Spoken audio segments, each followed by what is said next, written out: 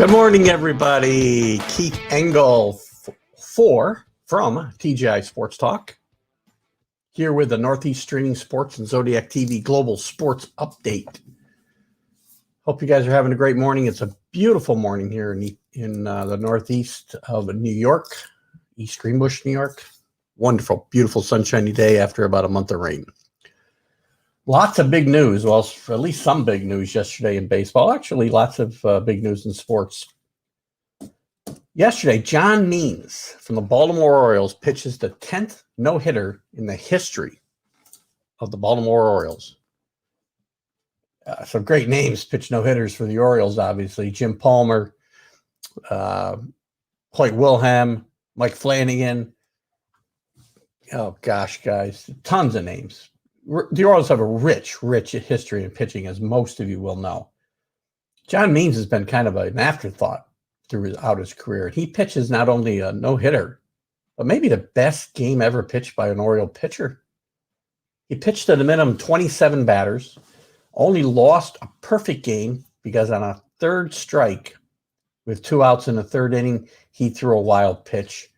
And the Seattle batter, Haggerty, misplaced his first name, reached base on that error, or that wild pitch, I should say. He was promptly thrown out, stealing second base, and Means retired the rest of the Seattle players in order. So he faced a minimum 27 batters. Great game by Means. And Means, by the way, 4-0 now in the season with a 1.37 ERA. So just a tremendous effort by John Means and the Baltimore Orioles yesterday. And I think it's a second no-hitter now of the season. It's funny, when I was a kid, it seems like no-hitters were, and they are still special, but there's seasons now where there's, 6, 7, 8 no-hitters. I think it's got to do with the way the game's played, right? It's either home runs or strikeouts.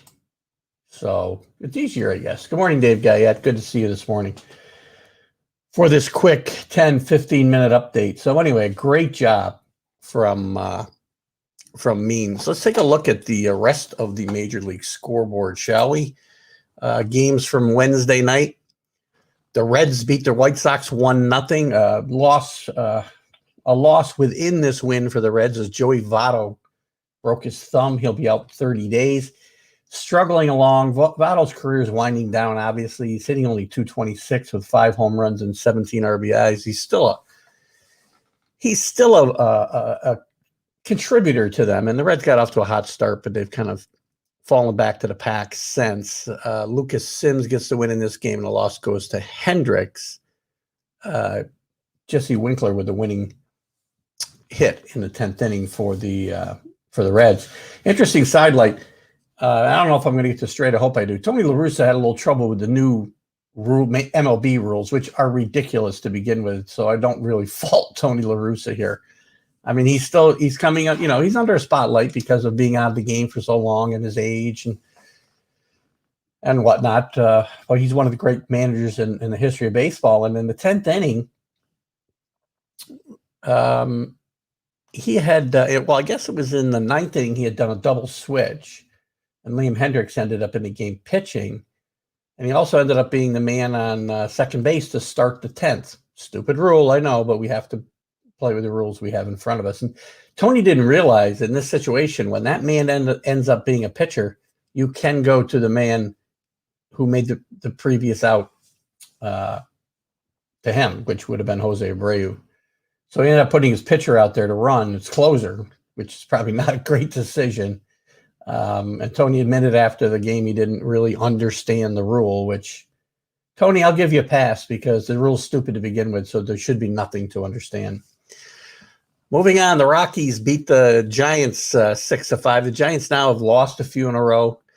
One of the big surprises in baseball so far, leading the National League West, but now they're only a game ahead of the Padres and a game and a half ahead of the reeling Dodgers, which we'll talk about in a second. They have played just horrendously.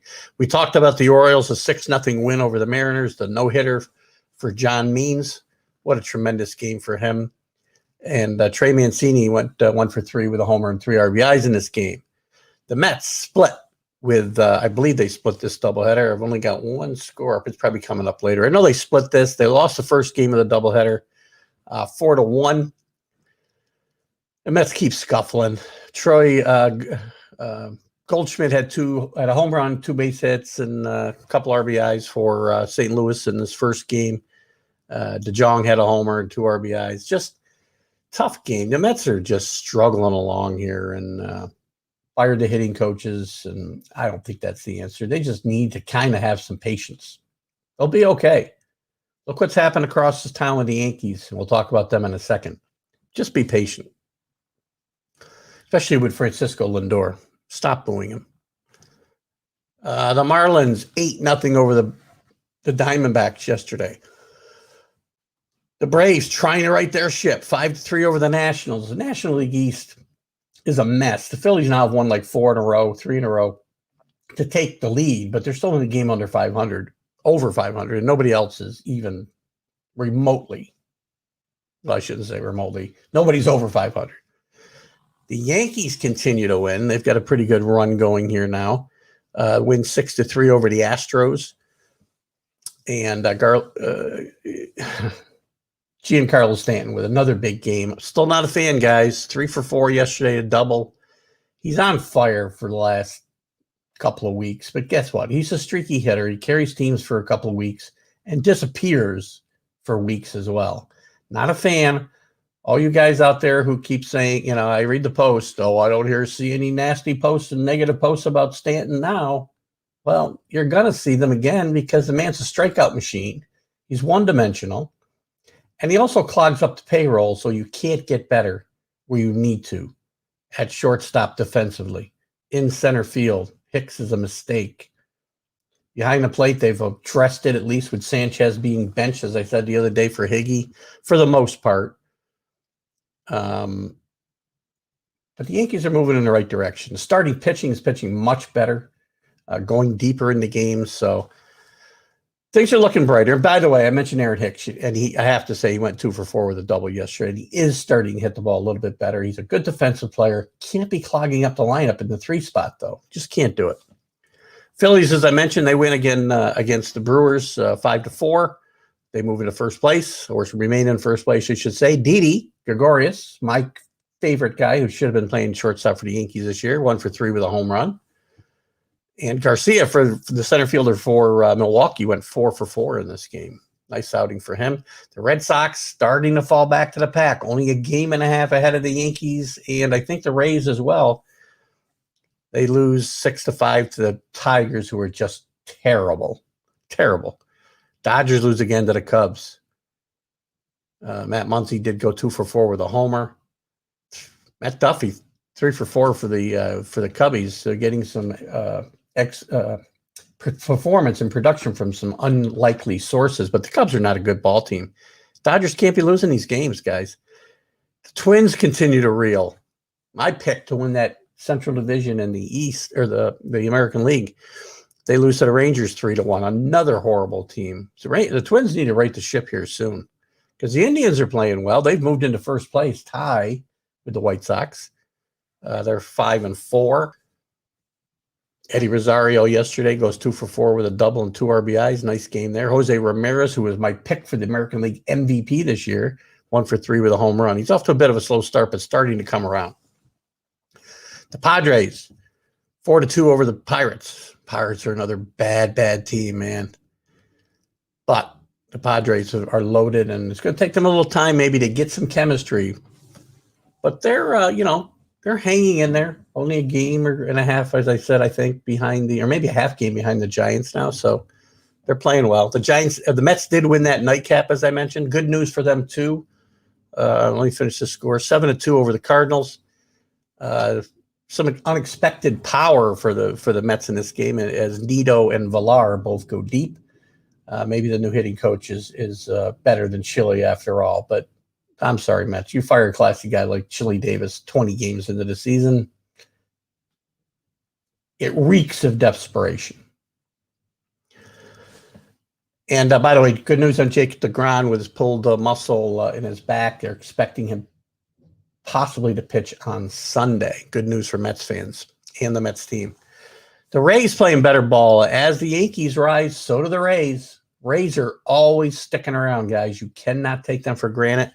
My problems with Kevin Cash and the way they play, computer card baseball and the whole entire game scripted, basically, with no feel for the game. But they keep winning. Maybe I'm wrong. Maybe my old school ways don't do it. But they continue to win. They're rising up the East standings along with the Yankees with a 3-1 win over the Angels yesterday, who are reeling a bit now. And the Blue Jays also starting to play better baseball, and just behind the Rays and the Yankees in the East. They won 9-4 over the Athletics. Vlad Guerrero, 2 for 4 with 2 RBIs yesterday. Great job for them. That's kind of it in baseball. Let's move on to the NBA. Let's look at the scoreboard there quick and things that are relevant to the playoffs as we're coming down to just a very few games left, guys.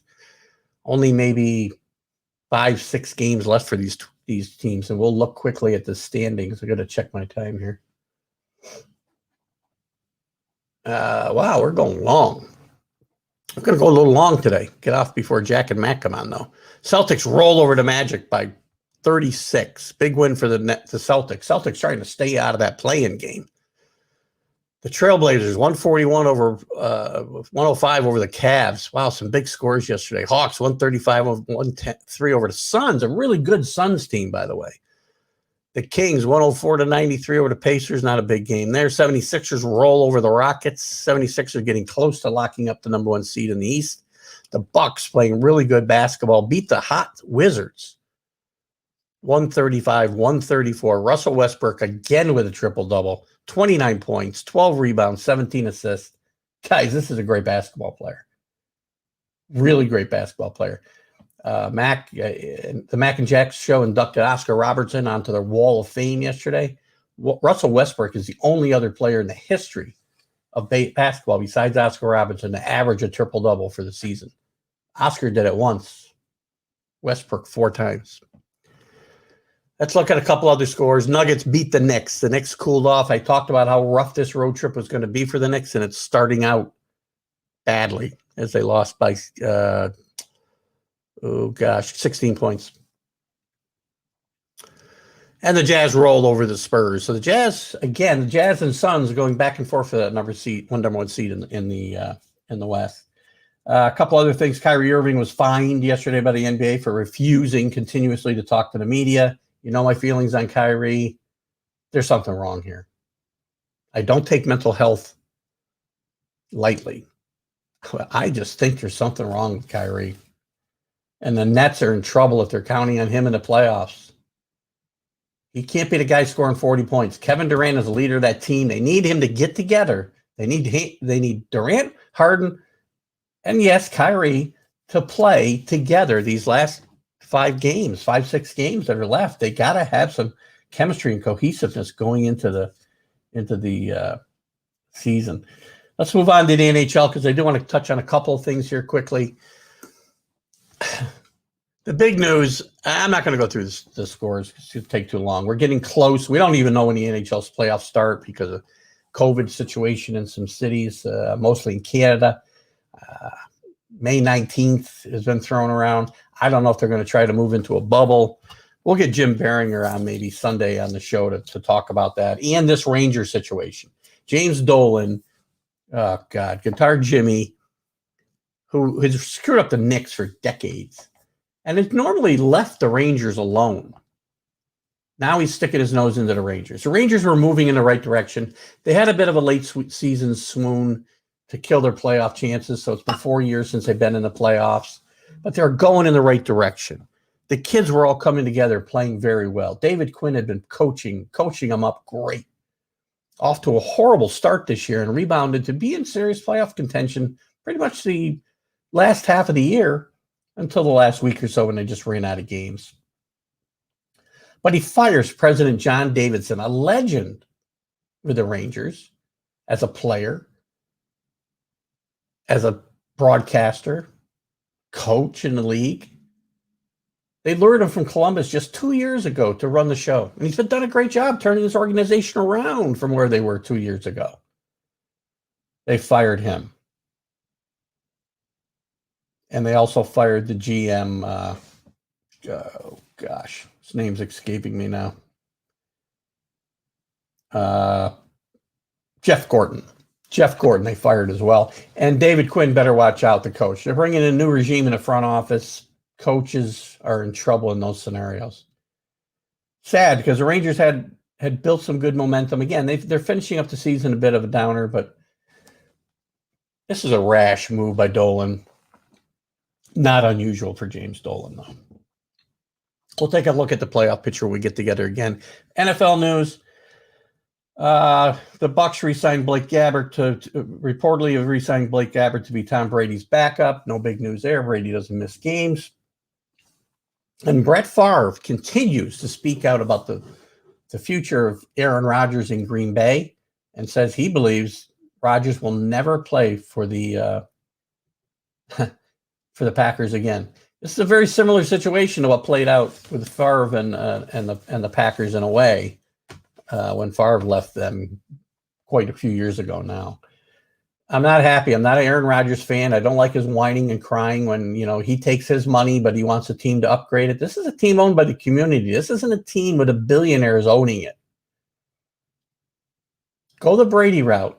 Give up some of your money so the team can improve where you want them to improve. And I'm sure after this year's draft, where they drafted defense, they did add a wide receiver, but they drafted defense in the first couple of picks.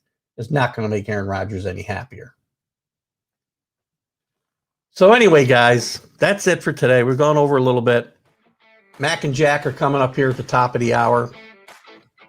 Tomorrow, I'll have an interview that I'm doing tonight with the immortal, Denny McLain. Last 30-game winner in Major League Baseball with the Tigers.